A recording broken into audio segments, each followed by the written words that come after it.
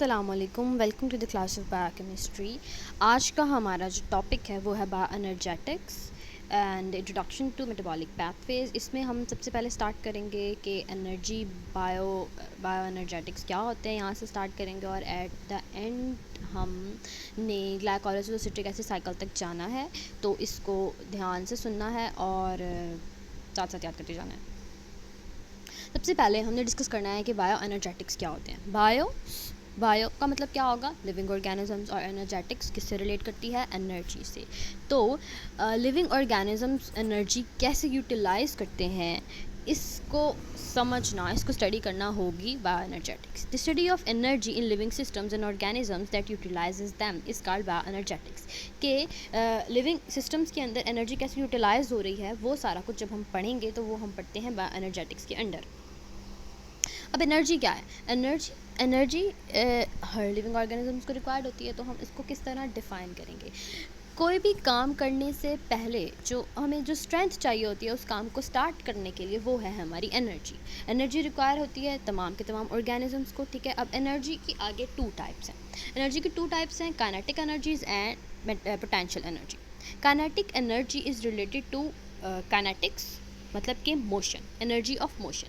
कोई भी इन चीज़ हरकत में हो, मूव कर रही हो, फॉर एग्जांपल मॉलिक्यूल्स कोलाइड कर रहे हो, वो मूव कर रहे हो, आप चल रहे हो, तो उस टाइम पे जो एनर्जी होगी आप यूज़ कर रहे होंगे, यूटिलाइज़ कर रहे होंगे, वो एनर्जी होगी आपकी काइनेटिक एनर्जी ऑफ मोशन। ठीक है, दूसरी तरफ अगर आप कहीं पर बैठे हों, पोजीशन में हों, या मॉलिक्यूल्स के दरमियान में जो बॉन्डिंग हो, जो केमिकल बॉन्ड्स हों, उसमें जो एनर्जी हमारे पास स्टोर हुई हो, वो होती है पोटेंशियल एनर्जी। ठीक है, energy of position is potential energy, includes energy stored in chemical bonds. For example, हमारे पास एक मॉलिक्यूल है, यहाँ पर इसके अंदर बॉन्ड्स हैं, तो ये जो बॉन्ड ब्रेक करेंगे तो यहाँ से जो एनर्जी निकलेगी वो होगी हमारे पास पोटेंशियल एनर्जी। इस टाइम जी एनर्जी स्टोर्ड फॉर्म में है, पोटेंशियल एनर्जी के फॉर्म में। तो दो तरह की एनर्जीज़ होती हैं, kinetic energies and potential energy. और जब हम इस सब को स्टडी करते हैं, एनर्जीज़ को स्टडी करते हैं इन अ लिविंग सिस्टम, तो वो होती है बायोएनर्जेटिक्स। अब केमिकल रिएक्शंस कैसे होते हैं लिविंग बॉडी के अंदर, केमिकल रिएक्शंस किस तरह के होते हैं। दो तरह के केमिकल रिएक्शंस होते हैं, नॉर्मली भी दो तरह के केमिकल रिएक्शंस होते हैं। एक वो केमिकल रिएक्शंस होंगे जिसके अंदर एनर्जी हमारे पास रिलीज़ हो, और एक वो होंगे जिसके अंदर एनर्जी यूज़ हो। ठीक है, या तो आप एनर्जी यूज़ कर रहे होगे या फिर आप एनर्जी रिलीज़ कर रहे होगे। एंडोजेनिक रिएक्शंस वो होते हैं जो वो सारे के सारे केमिकल रिएक्शन जिसके अंदर एनर्जी यूज़ हो। फॉर एग्जांपल फोटोसिंथेसिस प्लांट्स में होती है। ठीक है, प्लांट्स अपनी खुराक खुद बना रहे होते हैं, तो होता क्या है, with the help of sunlight क्या है, एनर्जी है। ठीक है, with the help of sunlight को यूज़ करके वो अपने जो मॉलिक्यूल्स हैं उसको कन्वर्ट कर लेते हैं ग्लूकोज में, अपनी खुराक बनाते हैं। ठीक है, तो कोई चीज़ न्यू इन्वेंट कर रहे होते हैं, वो नई चीज़ बना रहे होते हैं, छोटे मॉलिक्यूल्स बिल्डअप करके बड़ा मॉलिक्यूल बना रहे होते हैं। तो ऐसे सारे के सारे रिएक्शंस में एनर्जी हमें चाहिए, तो वो सारे के सारे रिएक्शंस कहलाते हैं endogenic reactions. On the other hand, जिन सारे के सारे रिएक्शंस में एनर्जी रिलीज़ हो रही होती है, जहाँ पर एनर्जी रिलीज़ हो रही होती है, वो होते हैं हमारे पास एक्सोजेनिक रिएक्शन। मतलब कि कोई बड़ा मॉलिक्यूल ब्रेकआउट कर रहा हो, टूट रहा हो, तो एनर्जी निकलेगी। फॉर एग्जांपल, ग्लूकोज का मॉलिक्यूल अगर ब्रेक डाउन हो और हम अपनी बॉडी के अंदर हम डाइजेस्ट कर चुके हैं ग्लूकोज को, हमारी बॉडी का हिस्सा बन रही है, तो एटीपी रिलीज़ होगी एट द एंड। तो ऐसे सारे के सारे केमिकल रिएक्शन जिसके अंदर heat energy in the form of heat जो है वो डिसिपेट आउट हो रही होती है, वो होते हैं एक्सोजेनिक रिएक्शंस। तो हमारी बॉडी के अंदर ये सारे के सारे रिएक्शंस कंटिन्यूसली हो रहे होते हैं। अब आगे हमने ये पढ़ना है कि हमारी बॉडी के अंदर ये सारे के सारे रिएक्शंस जो होते जा रहे हैं वो आते हैं मेटाबॉलिज्म के अंडर। The sum total of all the chemical activities are happening inside into the cell is metabolism. ठीक है, ये एक ब्रॉडर टर्म है। फॉर एग्जांपल, आप खाना खाते हो, वो खाना आपने चिकन खाया, चिकन आपकी बॉडी का पार्ट कैसे बन गया।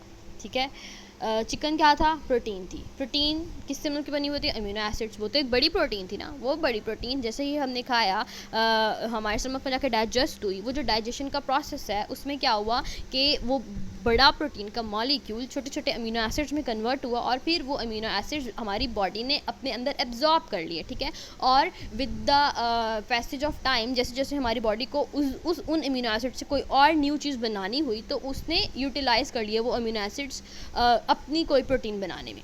तो वो सारे के सारे सिस्टम, जो सारे के सारे केमिकल रिएक्शंस जो हमारी बॉडी में हो रहे होते हैं, हम खाना खाते हैं, वो डाइजेस्ट होता है, वो हमारी बॉडी में एब्जॉर्ब होता है, ठीक है, वो सारा कुछ जो हो रहा होता है वो होता है मेटाबॉलिज्म के अंडर। एट द एंड क्या होता है, हम कुछ भी चीज़ खाते हैं तो हमारी बॉडी में एनर्जी आती है। Energy is in the form of ATP. Body के अंदर जो हमारे पास एनर्जी की करेंसी है वो है एटीपी। एट द एंड हर चीज़ ने एटीपी में कन्वर्ट होना है, ये तो आप सबको पता है। अब मेटाबॉलिज्म के अंदर उन्होंने आगे बताया हुआ है कि दो तरह के रिएक्शंस हो रहे होते हैं, दो तरह के पैथवेज चल रहे होते हैं। एक वो पैथवेज चल रहे होते हैं जिसमें चीज़ें टूट रही हों, और दूसरे वो पैथवेज चल रहे होते हैं जिसके अंदर चीज़ें बन रही हों, ठीक है। जैसे मैंने पहले भी बताया कि चिकन अगर आपने खाया है वो हमारी बॉडी में डाइजेस्ट हो गया, इसका मतलब वो चिकन टूट गया, ठीक है। तो जब जिन रिएक्शंस, जिन पैथवेज में चीज़ें टूट रही होती हैं, फॉर एग्जांपल चिकन टूटा है तो वो रिएक्शंस होते हैं कैटाबॉलिक पैथवेज, ठीक है। अब वो चिकन टूट के अमीनो एसिड में कन्वर्ट हो गया, उन अमीनो एसिड से हमने अपनी कोई प्रोटीन बनानी है, इसका मतलब है अब हम कोई नई चीज़ बना रहे हैं। तो वो वाला पैथवे जिसके अंदर कोई नई चीज़ बन रही हो, हम तोड़ ना रहे हो, हम बना रहे हो, वो होते हैं एनाबॉलिक पैथवेज। ये इतना ही सिंपल आपको मैं एक्सप्लेन कर सकती हूँ, ठीक है। एनाबॉलिक पैथवेज जो होंगे, क्योंकि हम कोई नई चीज़ बना रहे हैं, ठीक है, तो उसके अंदर ऑलवेज एनर्जी यूज़ होगी। मतलब ये कि एनर्जी जो है, एटीपी जो है, वहाँ हमें देनी पड़ेगी। फॉर एग्जांपल जैसे हमने फोटोसिंथेसिस के बारे में बात की, तो वो सारे के सारे रिएक्शन जिसके अंदर वो सारे के सारे मेटाबॉलिक रिएक्शन जिसके अंदर एनर्जी कंज्यूम हो रही होती है और नए मॉलिक्यूल बन रहे होते हैं, वो होते हैं एनाबॉलिक पैथवेज। और ऑन द अदर हैंड वो सारे के सारे केमिकल रिएक्शंस हमारी बॉडी के अंदर जिसके अंदर ब्रेक डाउन हो रही होती है बड़े मॉलिक्यूल के इनटू सिंपलर वंस, वो सारे के सारे होते हैं कैटाबॉलिक रिएक्शंस। और इन रिएक्शंस के एट द एंड हमारे पास एनर्जी निकलती है, एनर्जी रिलीज़ होती है। जब एनर्जी की रिलीज़ होती है तो वो हम स्टोर कर लेते हैं in the form of ATP, और जब हमारे पास हमने कोई चीज़ नहीं बनानी होती है तो फिर वही एटीपी हम यूटिलाइज़ कर लेते हैं एनाबॉलिक रिएक्शंस में। तो इस तरह ये पूरा का पूरा साइकिल कंटिन्यू होता रहता है, चलता रहता है। मॉलिक्यूल्स टूटते हैं, न्यू मॉलिक्यूल्स बनते हैं, जैसे ही हमारी बॉडी को जो रिक्वायरमेंट होती है उसके हिसाब से। तो एनर्जी एक फॉर्म से दूसरी फॉर्म के अंदर कन्वर्ट होती रहती है। अब एनर्जी जो है वही हमने आपको जैसे पहले बताया कि सेलुलर एनर्जी क्या है, is in the form of ATP. अब एटीपी क्या है, एडेनिन डायन्यूक्लियोटाइड ट्राइफॉस्फेट, यस। तो ट्राइफॉस्फेट इसको इसलिए कहते हैं क्योंकि इसके अंदर 3 फॉस्फेट के मॉलिक्यूल्स आपस में कंबाइन हुए होते हैं। एक इसमें होती है एडेनिन बेस। अब ये सब कुछ आपने ऑलरेडी पढ़ा हुआ होगा बायोकेमिस्ट्री 1 में, इसलिए मैं इसकी अब डेप्थ में नहीं जा रही हूँ, हमने और बहुत कुछ पढ़ना है। एडेनिन जो होती है हमारे पास नाइट्रोजनस बेस होती है जिसकी शक्ल इस तरह की होगी, राइबोस शुगर के साथ अटैच हुई हुई होती है, ये 5 कार्बन शुगर होती है, 6 कार्बन शुगर्स भी होती हैं, ठीक है। और यहाँ पर क्या होते हैं, 3 मॉलिक्यूल्स होते हैं हमारे पास फॉस्फेट के in the form of chain, लंबी सी चेन के अंदर अटैच हुए होते हैं। और जो ये फॉस्फेट के मॉलिक्यूल्स होते हैं इनके आपस में जो बॉन्डिंग होती है, यहाँ पर सारी की सारी बेसिकली एटीपी की एनर्जी स्टोर हुई होती है। जब ये वाला बॉन्ड टूटता है, पहला वाला बॉन्ड, तो जो बहुत ज़्यादा extensive amount of energy release होती है, जो फिर हम अपने केमिकल रिएक्शंस अपने कोई भी चीज़ नई बनाने में यूटिलाइज़ कर लेते हैं।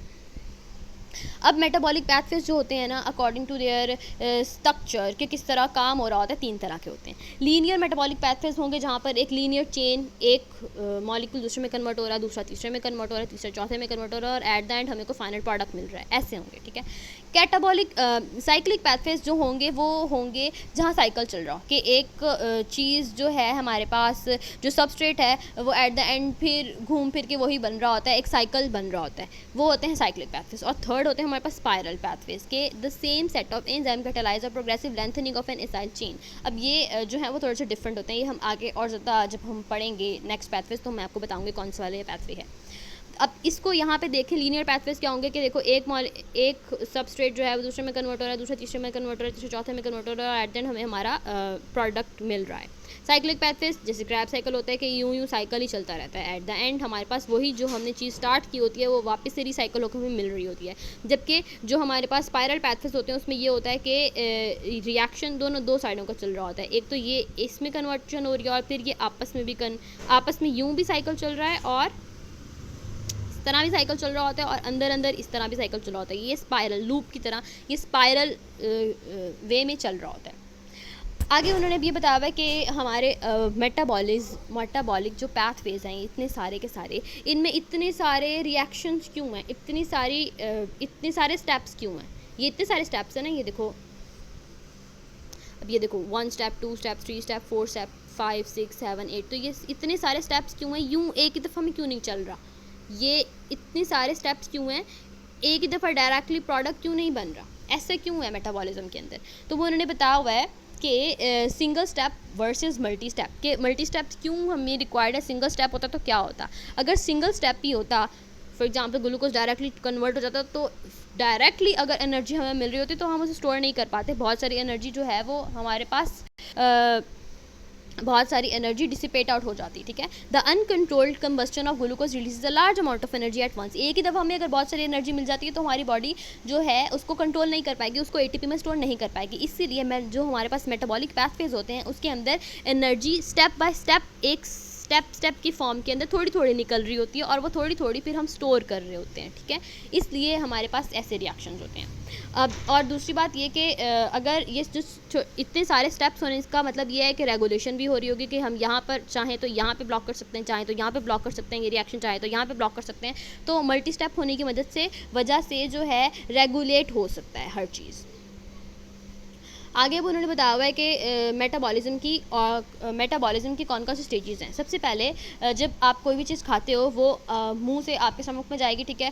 क्या होगा, स्टमक में जाके डाइजेशन होगी, ठीक है। सबसे पहले क्या होगा, चाहे आपने कार्बोहाइड्रेट खाया हो, चाहे आपने प्रोटीन खाई हो, चाहे आपने लिपिड खाया हो, एट द एंड वो बड़े मॉलिक्यूल से छोटे मॉलिक्यूल में कन्वर्ट हो जाएगी, जो भी उसका माइनर बिल्डिंग ब्लॉक होगा उसमें कन्वर्ट हो जाएगी। लिपिड जो है वो फ्री फैटी एसिड में कन्वर्ट हो जाएंगे, प्रोटीन अमाइनो एसिड्स में कन्वर्ट हो जाएंगे, मतलब अपने सब यूनिट्स में कन्वर्ट हो जाएंगी। कार्बोहाइड्रेट ग्लूकोज में कन्वर्ट हो जाएगा, ठीक है।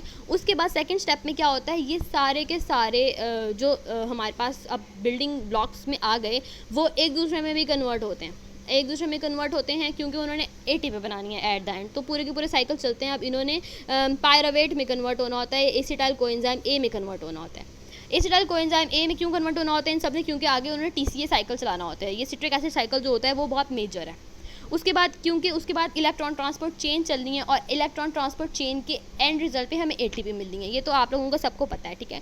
तो जो कुछ भी हम खाएंगे, चाहे मैंने लिपिड खाया हो, चाहे प्रोटीन खाई हो, चाहे कार्बोहाइड्रेट खाया, उन्होंने अपने बिल्डिंग ब्लॉक्स में कन्वर्ट होना है और बिल्डिंग ब्लॉक्स ने एक दूसरे में कन्वर्ट होना है। हो सकता है फैट्स, जब हम बहुत ज़्यादा खाना खाते हैं तो ऐसे होता है ना, हमारी एनर्जी जो होती है वो हमारी बॉडी के ऊपर चर्बी आ जाती है। तो क्या हो रहा होता है, ये खाने से इधर बहुत सारे फैट्स लिपिड्स बन के हमारी बॉडी में स्टोर हो रहे होते हैं। तो इस तरह आपस में केमिकल रिएक्शंस एक दूसरे में कन्वर्ट हो रही होती है, एनर्जी एक दूसरे में कन्वर्ट हो रही होती है, कभी स्टोर फॉर्म में हो रही होती है, कभी यूटिलाइज हो रही होती है, सब कुछ हो रहा होता है। तो सेकंड स्टेप के अंदर इन सब चीज़ों ने एट द एंड जो है वो एसिटाइल कोएंजाइम ए में कन्वर्ट होना है और फिर एसिटाइल कोएंजाइम ए ने जो है थर्ड स्टेप के अंदर एटीपी प्रोड्यूस करनी है। तो हमारे पास क्या होगी, इलेक्ट्रॉन ट्रांसपोर्ट चेन चलेगी, ऑक्सीडेटिव फॉस्फोराइलेशन होगी। तो ये 3 मेजर स्टेप्स होते हैं मेटाबॉलिज्म में, क्योंकि मेटाबॉलिज्म के एट द एंड रिजल्ट हमने बनानी क्या है, एनर्जी, और एनर्जी होती है in the form of ATP.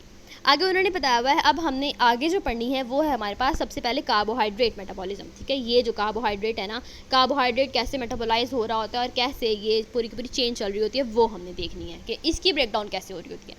Carbohydrate breakdown होगा तो मेजर बड़े बड़े इसके पॉलीसेकेराइड होते हैं, ओलिगोसेकेराइड होते हैं, वो सिंपलेस्ट मोनोमर्स में कन्वर्ट होंगे और एट द एंड क्या बन रहा होगा हमारे पास, ग्लूकोज। कार्बोहाइड्रेट्स भी अब बहुत तरह के होते हैं, ठीक है। कुछ होते हैं जो डाइजेस्टेबल होते हैं, जो हमारी बॉडी डाइजेस्ट कर लेती है, जिसको हमारी बॉडी तोड़ छोड़ लेती है, और कुछ जो होते हैं वो वैसे ही सिंपलेस्ट फॉर्म में होती हैं, उसको मजीद तोड़ नहीं सकते। फॉर एग्जाम्पल आपने ग्लूकोज ही पी लिया है, अब वो ग्लूकोज और किस चीज़ में कन्वर्ट होगा, सबसे सिंपलेस्ट फॉर्म तो कार्बोहाइड्रेट की ग्लूकोज ही है ना, तो उसको कन्वर्ट करने की ज़रूरत नहीं है, उसको डाइजेस्ट करने की ज़रूरत नहीं है, वो वैसे ही हमारी बॉडी में एब्जॉर्ब हो जाएगा। और कुछ ऐसे होते हैं जो नॉन डाइजेस्टेबल होते हैं, मतलब ये कि वो हमारी बॉडी में डाइजेस्ट होते ही नहीं है, वो ऐसे ही एक्सपेल आउट हो जाते हैं हमारी बॉडी में, वो एंजाइम भी नहीं होते जो उसको डाइजेस्ट कर पाएँ। तो वो होते हैं जैसे सेलुलोज, पत्ते जो होते हैं उसके ऊपर सेलुलोज की लेयर होती है, तो वो सेलुलोज की लेयर जो होती है वो नहीं खाई जाती है, वो म्यूकोलिजिनस की लेयर होती है और वो ऐसे ही एक्सपेल आउट हो जाती है। जबकि कुछ बाकी ऑर्गेनिजम्स, एनिमल्स वगैरह जो होते हैं वो इसको खा सकते हैं।